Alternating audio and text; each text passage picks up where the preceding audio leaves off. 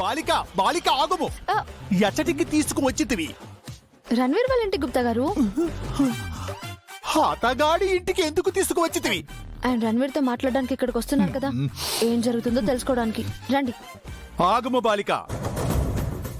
ఈ విధముగా నీవు పొందిన శక్తులను దుర్వినియోగపరచట మంచిది కాదు. ప్లీజ్ గుప్తా గారు, మీ క్లాస్ ఏమైనా ఉంటే తర్వాత తీసుకోండి. ఇప్పుడు లోపలికి వెళ్ళి ఏం జరుగుతుందో చూద్దాం. చూచుటకు ఏమున్నది? వారిరువురికి నిజము తెలిసిపోయినది కదా. అనుమానం మాత్రమే వచ్చింది గుప్తా గారు, అది నిజమని తెలియలేదు. మా ఆయన ఆ నిజం దాచగలిగితే వాళ్ళకి ఎప్పటికీ నిజం తెలియదు కూడా. బాలిక, జన్మనిచ్చిన తల్లిదండ్రులుగా వారికి వారి కుమార్తె గురించి తెలుసుకున్నటకు పూర్తి హక్కు ఉన్నది. ఏం మాట్లాడుతున్నారు గుప్తా గారు? హక్కుందా?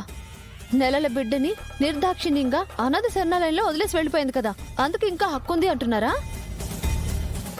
కన్న బిడ్డ కనిపించకుండా పోతే ఆస్తి కోసం ఆ బిడ్డను వెతికారు తప్ప ఆ బిడ్డ గురించి ఒక్క క్షణం కూడా ఆలోచించలేదు, అందుకు హక్కుందంటున్నారా? ఆస్తి కోసం ఎవరో బిడ్డని తన బిడ్డ నిరూపించుకోవడానికి, ఇప్పుడు అదే ఆస్తి దక్కించుకోవడానికి ఎవరో బిడ్డని చెప్పడానికి సిద్ధపడుతున్నారు కదా, అందుకు ఇంకా హక్కు ఉంటుంది అంటున్నారా? ఇప్పుడు కూడా అంజు తమ కూతురని తెలుసుకోవడానికి ఎందుకంత ఆరాటపడుతున్నారో తెలుసా? అంజు తన కూతురే అయితే ఇక కిడ్నాప్ అని కష్టపడాల్సిన అవసరం లేదు కాబట్టి డైరెక్ట్ గా వచ్చి అంజుని తీసుకెళ్లి అడ్డు తొలగించుకోవచ్చు అనుకుంటున్నాడు. అలాంటి ఆలోచనలకి ఇంకా హక్కుంది అంటున్నారా? చెప్పండి గుప్తా గారు, మీరే చెప్పండి, వాళ్ళకి ఇంకా ఎందుకు హక్కుంటుంది?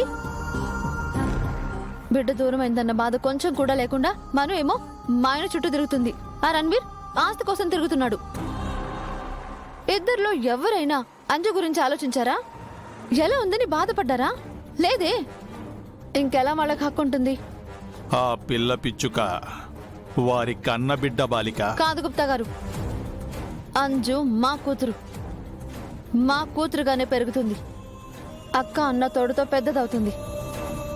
అంజు నా కూతురు, ఇదే నిజం. ఈ నిజాన్ని ఎవ్వరూ మార్చలేరు.